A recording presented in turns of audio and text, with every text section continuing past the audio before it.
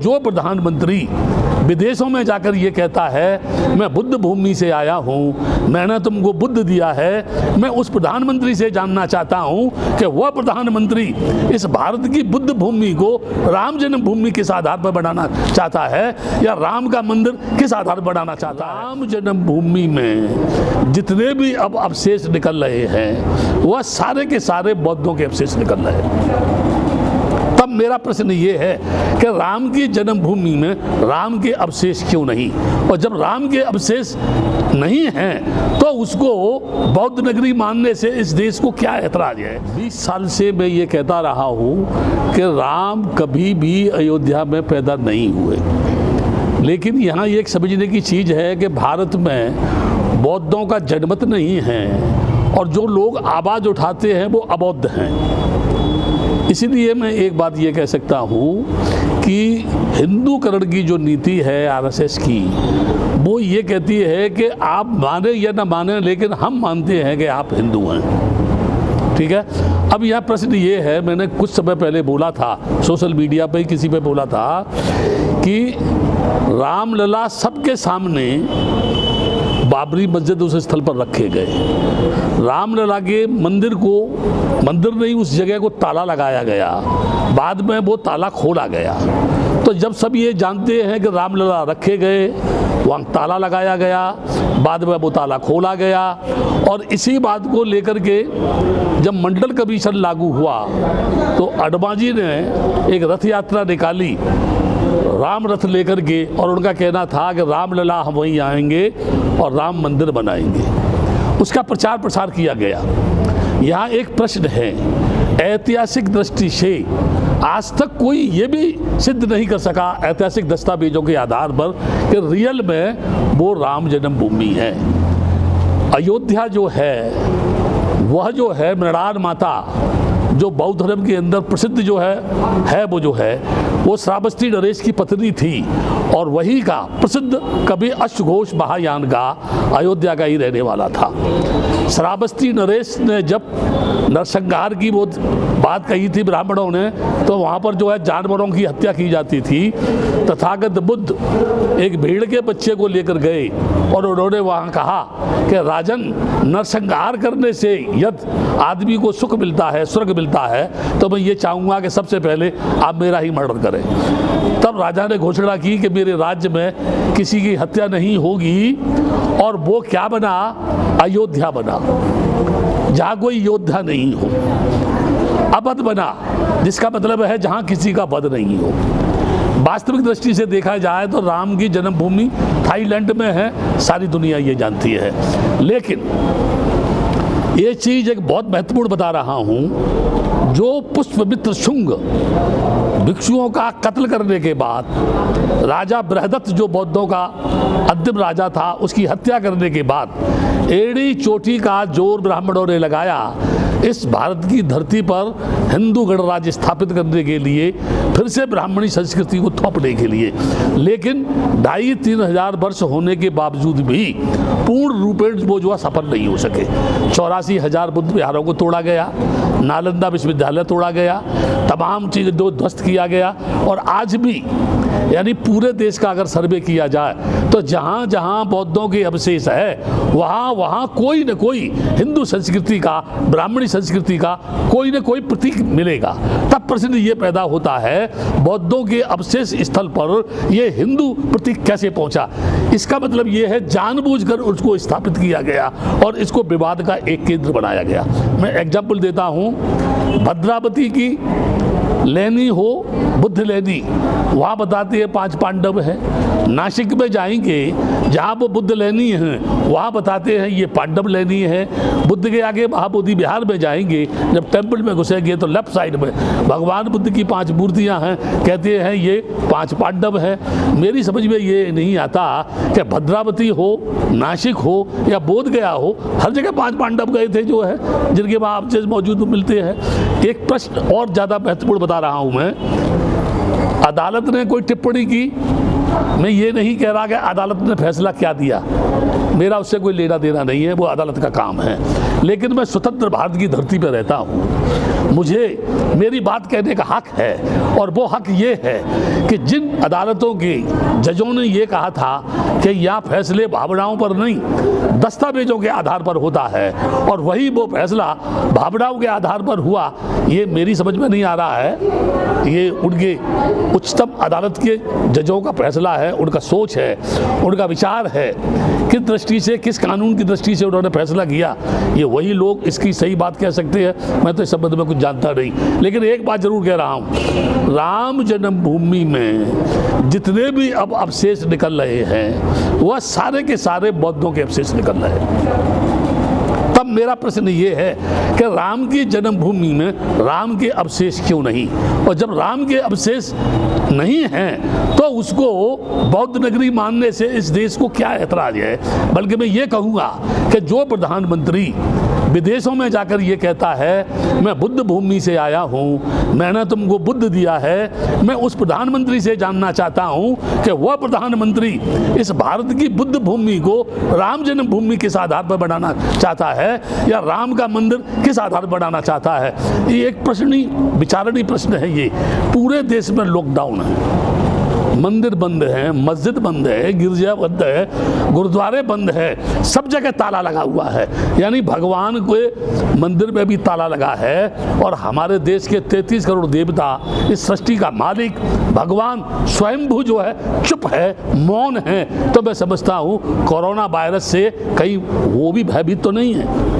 अगर वो भयभीत है तो मैं कैसे उसको मानूं कि वो भगवान है। दूसरा प्रश्न मेरा ये है, क्या अदालत में कभी भी रामलला हाजिर हुए? क्या रामलला के नाम से वारंट इशू किया गया? क्या रामलला को नोटिस दिया गया? यदि ऐसा नहीं है तो ये किस तरीके आधार पर उनको वहाँ यानी वो विराजमान हो गए। तीसरी चीज़ मैं ये कहना चाहता हूँ, भारत की धरती को कहीं भी खोदा जाए उसमें बुद्ध निकलता है, बुद्ध का अवशेष निकलता है, और कुछ नहीं निकलता है। कृष्ण भूमि है, वो भी बुद्ध भूमि है। भूतेश्वर से लेकर मथुरा में कलेक्ट्री तक 27 भव्य बुद्ध विहार थे, बहुत बड़े बड़े बुद्ध विहार थे। आज खोदा जाए तो वहाँ बुद्ध विहार निकलेगी।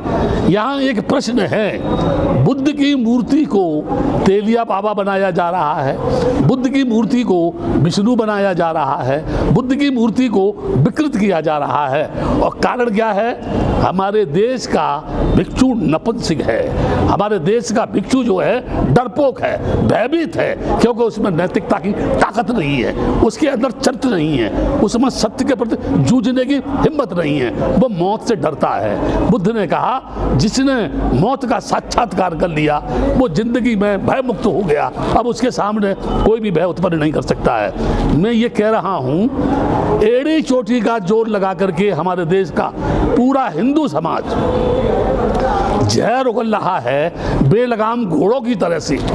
वो सड़क की अनैतिकता पर दौड़ रहा है, धर्म को अधर्म कह रहा है, भिक्षुओं को गालियां दे रहा है। वो रामदेव जो एक बहुत बड़ा व्यापारी है वो उपदेश दे रहा है, जिनको ये पता नहीं कि योग की परिभाषा क्या है।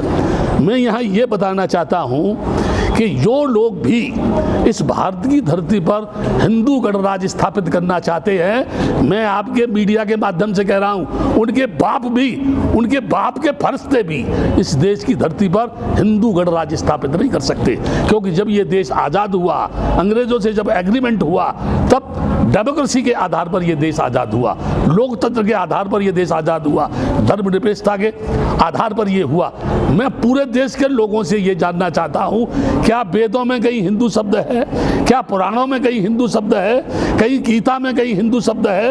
रामायण में कहीं हिंदू शब्द है? उपनिषद में कहीं हिंदू शब्द है? किसी भी एक जगह कोई भी इस देश का मनीषी, ब्राह्मण, इस देश का नेता, इस देश का कोई भी उच्च कोटि का आचार, शंकराचार्य ये बताए हिंदू शब्द आया कहाँ से? What is the means of Hindu? What is the difference? यानी हिंदूज एंड अदर कम्युनिटीज जो है, मैं ये बताना चाहता हूँ, केवल डॉक्टर अंबेडकर के संविधान को ये सीधा सीधा नहीं बदल सकते, क्योंकि उस समय इनके पास कोई अंबेडकर नहीं था जो भारतीय संविधान की रचना करता।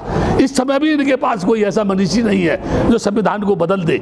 इसलिए ये राम मंदिर जो है ये राम मंदिर के माध्यम से हिंदू गणराज्य लाने की कोशिश कर रहे हैं, लेकिन ये भूल गए जब 60 वर्ष की कांग्रेस सड़क पर आ सकती है तो इनके फरिश्तों को भी सड़क पर भीख मांगने से कोई रोक नहीं पाएगा।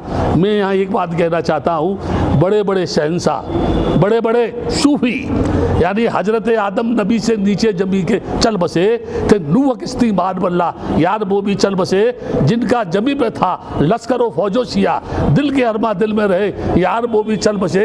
आज हम उनके चलने का करते हैं भैया, लोग कल हमसे कहेंगे यार वो भी चल बसे। बड़े बड़े राजा महाराजा, औरंगजेब हुआ या अन्य राजा हुए जो तलवार के बूते पर शासन करना चाहते थे, सिकंदर हो या कोई और हो, मर गए, जमीन पर दफन हो गए, उनकी भी कामना पूरी नहीं हुई। तो ये आरएसएस के लोग, ये बजरंग दल के लोग, ये शिवसेना के लोग और चंद ये इस समय नकाबपोश जो नेता है जो पूरे देश को बेचना चाहते हैं, रेल बेच रहे हैं, ये जो है बैंकों को बेचना चाहते हैं, हवाई अड्डों को इन्होंने बेच दिया, ये सारे मुल्क को बेच करके जब बेच देंगे तो ये व्हाट विल बी, यानी what will they do on the land of India, क्या करेंगे इस देश में, क्या करना चाहते हैं ये, इनका मकसद है एनी हाउ ब्राह्मणी संस्कृति को भारत की धरती पर स्थापित करना। अब वो जमाना नहीं है जब कोई पुष्प भिक्षुओं का कत्ल करेगा। डॉक्टर अंबेडकर ने बुद्धिज्म को स्वीकार करके एक ऐसी यानी शैली, ऐसी फिलॉसफी, ऐसी भाषा, ऐसी वाणी, ऐसा दर्शन लोगों को बीच में दे दिया है। ज्यों ज्यों लोग डॉक्टर अंबेडकर को पढ़ेंगे त्यों त्यों इस देश में बगावत करने वाले लोगों की संख्या बढ़ेगी।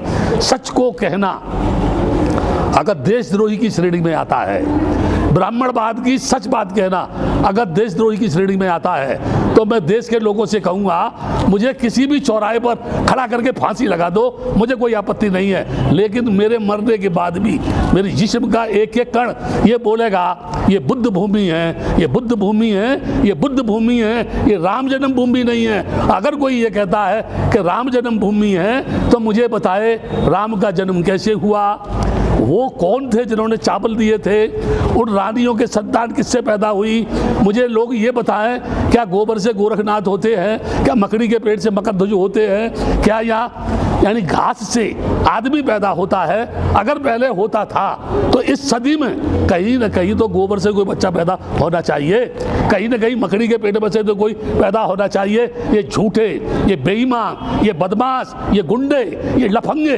इस देश की नैतिकता का तहस नहस करके फिर से इस देश को गुलाम बनाने की ओर ले जाना चाहते हैं, जो कभी भी संभव नहीं है, कभी भी इनकी भावना पूरी नहीं होगी। बुद्ध ने कहा पहले अपने आप को जीतो, उसके बाद दूसरे की जीतने की बात करो। पूरी दुनिया जानती है कि बुद्ध के आका महाबोधि बिहार बौद्धों का है।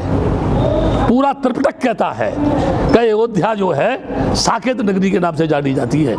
ये कह रहे हैं ये राम मंदिर है, और कह नहीं रहे हैं, उन्होंने उस जगह बाबरी मस्जिद को तोड़ करके राम मंदिर बनाने की शुरुआत कर दी।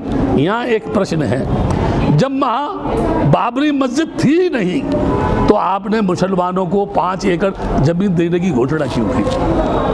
क्या आप इनको खुश करना चाहते हैं? और फिर ये अभी रक्षाबंधन आ रहा है, उसके साथ साथ ईद आ रही है, और ये 27 से फिर यानी 1-5 तारीख तक लॉकडाउन करेंगे। ये लॉकडाउन का मतलब क्या है? कोई भी आदमी किसी भी प्रकार की सरकार के खिलाफ बगावत नहीं कर सकता है, और वो जो चाह रही है उसे वो करेंगे।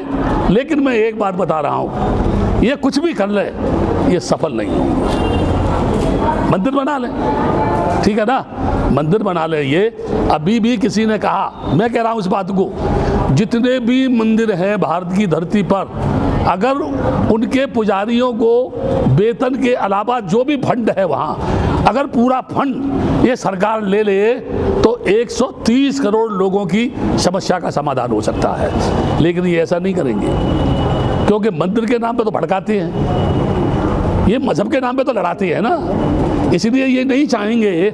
आप मुझे बता दीजिए, जिस भगवान को कभी देखा नहीं, जिस भगवान से कभी बातचीत नहीं हुई, जो भगवान कभी आया नहीं, जिस भगवान को पूर्वजों ने नहीं देखा, लोगों के बाप दादों ने नहीं देखा, और ये कह रहे हैं कि वो है, कहाँ है, किस जगह है? और फिर अंत में कहता हूँ, जब आदमी ही दुनिया में नहीं रहेगा तो फिर भगवान को मानेगा कौन? इन मंदिरों में जाएगा कौन? इनकी पूजा कौन करेगा? इनको चढ़ावा कौन देगा? तो आवश्यकता मंदिर बनाने की नहीं, आवश्यकता आदमी के जीवन को बनाने की है, आदमी के जीवन को सुखी बनाने की है, लोगों को अच्छी शिक्षा देने की है, लोगों को अच्छी टेक्निकल एजुकेशन देने की है, लोगों की बेरोजगारी की समस्या हल करने की है, लोगों को नौकरी देने की है, नारी को पढ़ाने की, आगे बढ़ाने की है, उसकी नैतिक यानी शिक्षा के माध्यम से उसके चरित्र का निर्माण करने की है। तब जाकर के इस देश का भला होगा।